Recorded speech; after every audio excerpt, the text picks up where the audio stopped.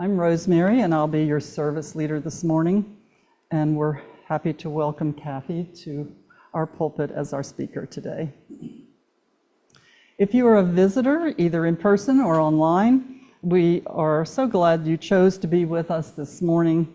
If in person, we hope you will join us after the service for coffee and snacks. We'd love to get to know you better. Yesterday, our distant ancestors gathered round a flame to share their stories and find comfort. Tomorrow, our descendants will gather round a flame, talking of a life we will never know. But today, it is we who gather here around this flame, seeking, believing, and being together. Our church exists to proclaim the gospel that each human being is infinitely precious, that the meaning of our lives lies hidden in our interactions with each other. We wish to be a church where we encounter each other with wonder, appreciation, and expectation, where we call out each other's strengths, wisdom, and compassion that we never knew we had. Let us worship together. Well, our opening hymn was the perfect lead-in to our story this morning. It's called Woods and Words, and it's the story of poet Mary Oliver. And I was just listening to a wonderful interview with her. It's on the podcast On Being with Krista Tippett, and you can find it. It was from 2015, and she talks about how the beauty of the world saved her. And I love this term. She grew up with an insufficient childhood, and the woods and the words saved her. So this book was just released not too long ago, so I wanted to get it because we all love Mary. Mary crouched in the hut she had stitched of grass and sticks, noticing bird song, velvet leaves, a glittering beam of light. There were treasures all around if you paid attention. When the classroom walls wrapped her too tightly, Mary tried, and the woods became her school. Sitting in clusters of coltsfoot, I don't know what that is, coltsfoot and violets, alone except for the poets she had tucked in her knapsack. I know Whitman and Rumi were a couple of them. Mary wrote. She filled stacks of notebooks and wore pencils down to splinters. In spring, winged maple seeds spun off their branches, whirling through the wide, still sky. Mary whirled off too, zipping over pavement and bumping along dirt roads to an old farmhouse where a poet once lived. She wrapped herself in woods and words. What more could she ask for? And then a regular day, just a visitor at the kitchen table, but Mary saw it, love. It took Molly longer, but eventually she saw it too. They captured their world, Molly with her camera and Mary with her pencil. Click, clock, flash, scritch, scratch, slash. They settled in Provincetown, a speck on the map where land ended and the sea began. Mary walked the woods searching for poems. There were always poems if you paid attention. She found one burrowing under a damp, mysterious layer of leaves. Mary scooped up another poem as it flashed by on the backs of two black snakes. She smelled poems too, sweet or rotten, there they were. Poems were easier to catch with the right tools, a notebook that fit in her pocket and pencils she kept tucked in the trees. Mary gathered words as she walked, along with clams in the sand flats and fat, shiny mushrooms. For poems, yes, but also because she was hungry and she saw how the woods were full of supper to bring back to the boathouse she and Molly called home. When money was scarce, Mary worked at a printing company. Leftover paper scraps were destined for the dustbin until she noticed they were just right for scribbling long, skinny poems. Some of her poems appeared in magazines. Others were bound and sold in the bookshop Molly opened. And then, on a regular day, with the sink full of suds and dishes to wash, ring, ring, ring, ring, Mary had won a poetry prize, the biggest poetry prize. She nestled the telephone back in its cradle and went to the dump. Prize or no prize, her roof needed shingles. Some critics sneered at Mary's poems. One editor would print Mary's poem only if she took the word beautiful out. I didn't know about that. But Mary thought that snow and silence, the blinking eyes of a black bear, and even a cob of corn were beautiful. So she told the truth, even if it meant a man wouldn't put her poem in a magazine. Some people thought poetry had to be fancy, but Mary believed poems were for everyone, best served plain. So she wrote what she liked, and readers tucked her words in their knapsacks and loved them. When a muskrat bit her thumb, she turned him into a poem. The grasshopper who arrived at her plate to lap up birthday cake frosting became a poem too. And year after year, her dogs barked and bounded across the page. That's just how Mary lived, in a home she built of woods and words, discovering what else and where else a poem could be.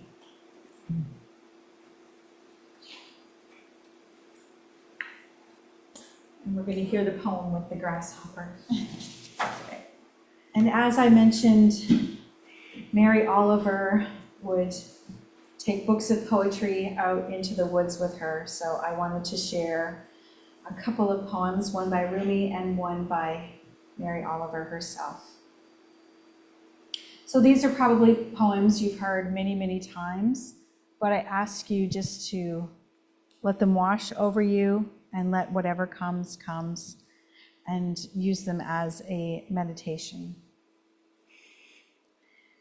This being human is a guest house, every morning a new arrival, a joy, a depression, a meanness. Some momentary awareness comes as an unexpected visitor. Welcome and entertain them all, even if they're a crowd of sorrows who violently sweep your house empty of its furniture. Still, treat each guest honorably. He may be clearing you out for some new delight. The dark thought, the shame, the malice, meet them at the door laughing and invite them in. Be grateful for whoever comes, because each has been sent as a guide from beyond. So take a quiet moment to reflect on the guests you are hosting in this moment. Who is passing through? What passing emotions, thoughts, ideas are coming into your awareness? What guidance are you being given?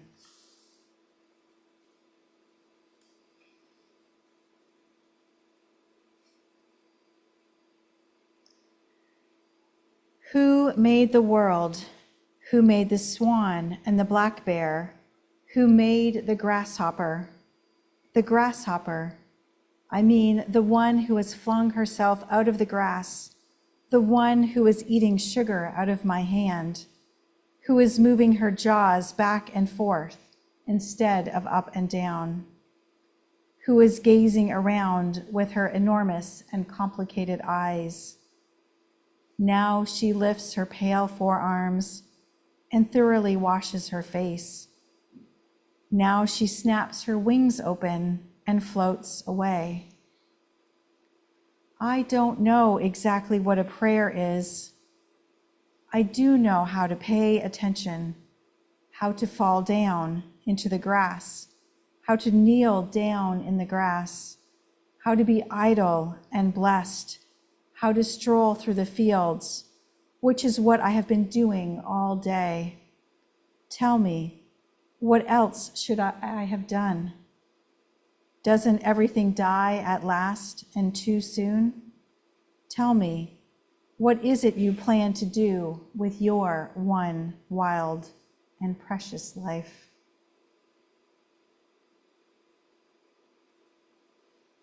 Are you paying attention to your life? Are you living by design or by default?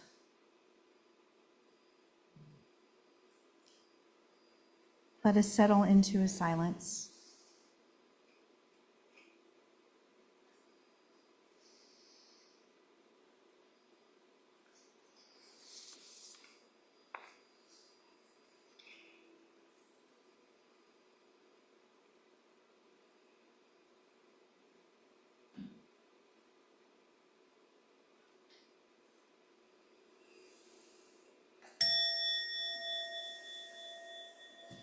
One human life.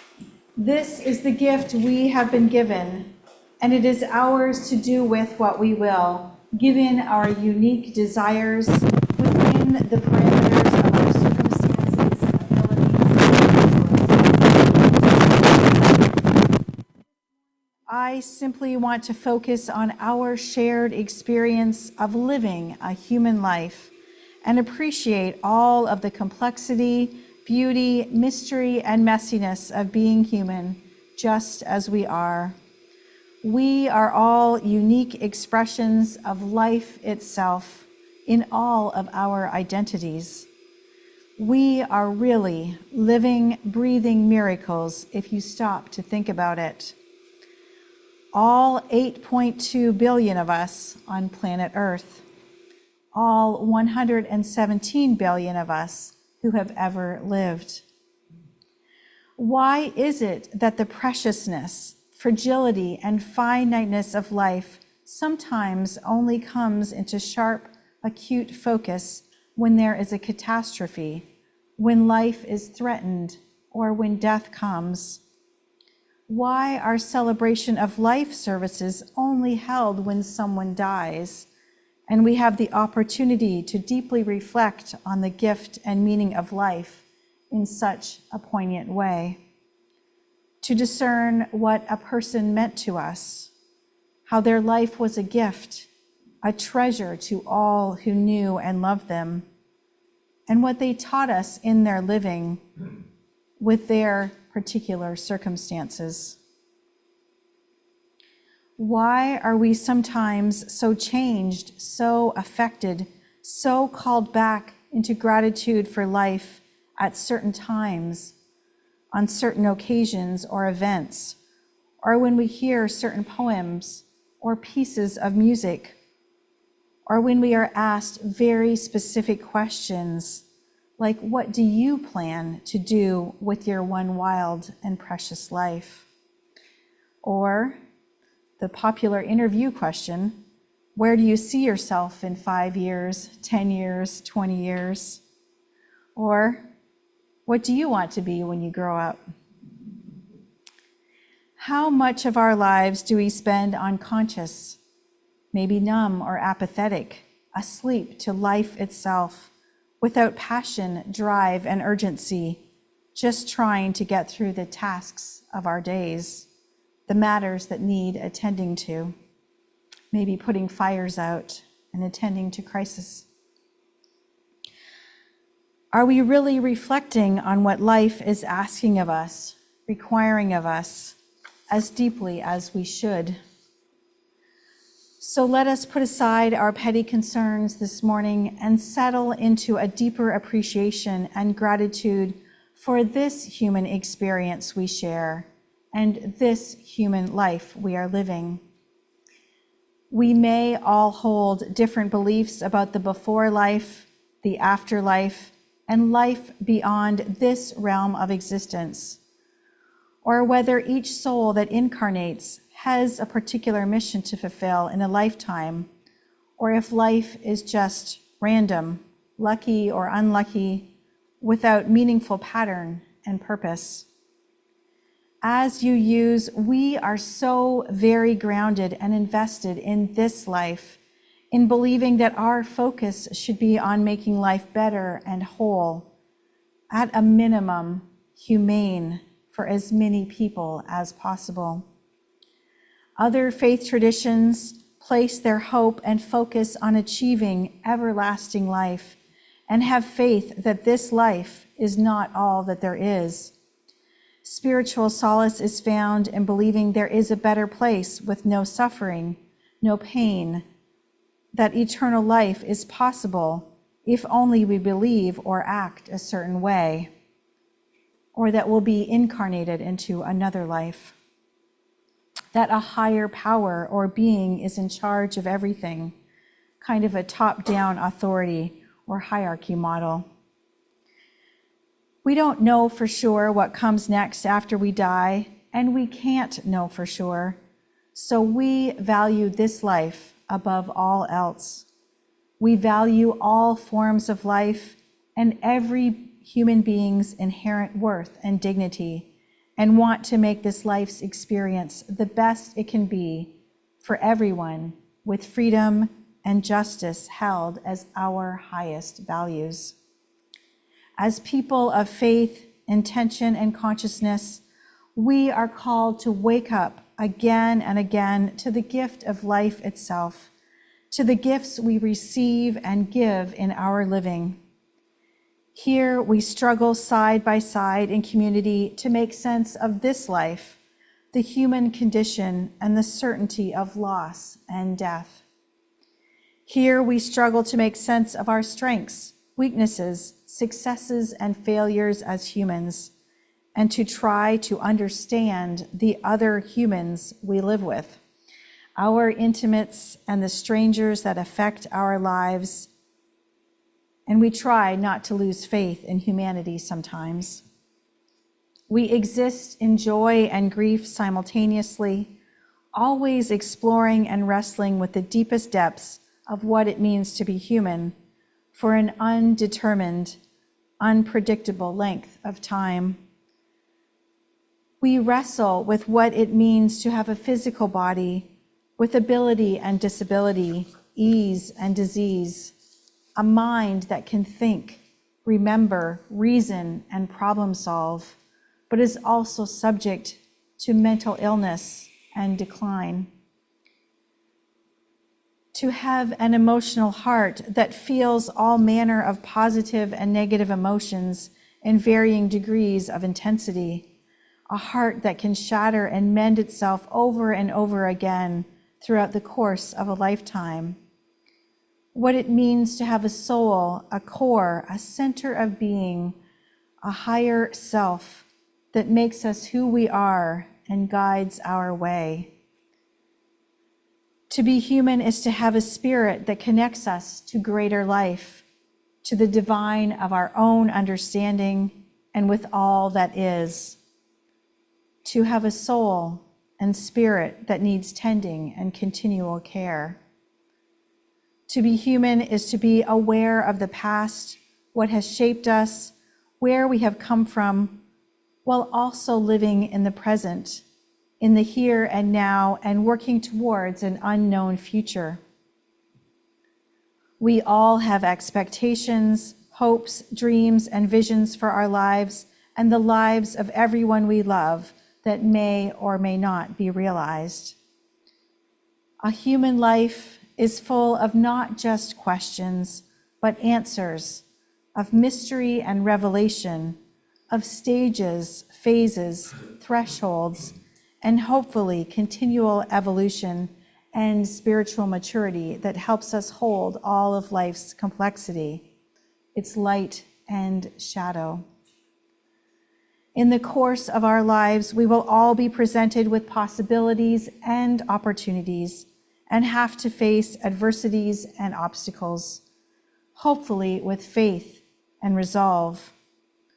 But we know fear, dread, and disappointment are all part of the equation too, and that there are risks worth taking and foolish risks that lead to failure and regrets that haunt us, because there are consequences to our every action and inaction.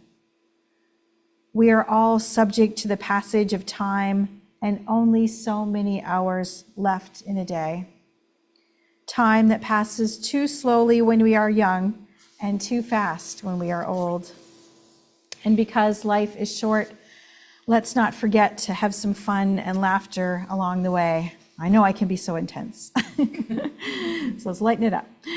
We all need some delight, some levity and lightness of being, some good company to carry us through and make it all worthwhile. It seems we are always grasping for more or less of something, for contentment, for just enoughness, just rightness. Always grasping to hang on to what and who we love, grasping to hang on to life as it all slips through our fingers like grains of sand. Everything is impermanent, as the Buddhists remind us. No matter our great attachments, our connections, and our bonds, because we can't hold on to life, contain it, bend it to our will, master or control it. All we can do is hold on for the ride and be brave explorers and observers of life in all its manifestations, the good, bad, and ugly. And to be sacred activists, acting to uphold the good and the sacred. We always have the choice to give up on life, to give up on ourselves, on each other, on humanity as a whole, because of some people's inhumane actions. We can become cynical or jaded, guarded, defensive, or hopeless, or have radical faith in our highest visions of what can be, what is good and true, and what transcends all, and work towards that vision with the power of love that uplifts and sustains us, rather than a hate that divides us, diminishes, and defeats us. Every time we come together, what I hope we are doing here is at some level holding on to the power of love and the hope that one day every single person on this planet will be loved and cared for, valued for their uniqueness, and treated with the utmost dignity and respect, given everything they need to live out their fullest potential in a good and long life. Our longest serving First Lady, Eleanor Roosevelt, left us this truth: some people are going to leave a mark on this world, while others will leave a stain. And she played a key role in creating and promoting the Universal Declaration of Human Rights, adopted by the UN General Assembly in 1948, that enshrines the rights and freedoms of all human beings. A mark, an impact, a difference, the possibility, potential, and aspiration of one human life. In the end, we want to know that our life mattered, was of consequence in the great chain of being, and that we can be forgiven our human flaws and stupid mistakes and deemed worthy of the gift of life we have been given. So let's go back to the reflection questions prompted by the Rumi and Mary Oliver poem. What is life asking of you at this moment in your life? What is coming into your awareness? What is moving through you or emerging? What energy is rising? And what is yours to do? And how do you want to live this one human life? This wild roller coaster ride of a precious human life. Into our world we entrust our spirits. May the strength we have gained in this communal hour sustain us as we resume the work that is at hand.